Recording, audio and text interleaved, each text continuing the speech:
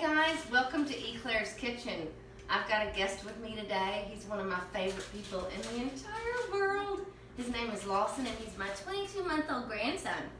We are going to be making something easy and fun for getting ready for Christmas. We had a great Thanksgiving. Hope you all did too. I was at Walmart the other day, found these wonderful easy cranberry orange muffins. Thought it would be something fun to do with him while he's in town visiting. So Lawson, look at, you can look at Bubbles, look what we're gonna do. We've got the mix already in the bowl. 2/3 cup of water. 1 tablespoon, you gonna pour that in there? You wanna pour it? Come here. There you go, you gonna pour it?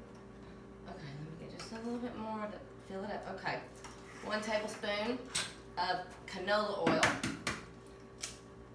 Go crack an egg in there. What? How fun is that? Now Lawson is gonna stir it and we're gonna put it in these cute muffin tins. We've got the oven at 350. You're gonna bake for about 20 to 30 minutes depending on how your oven heats up.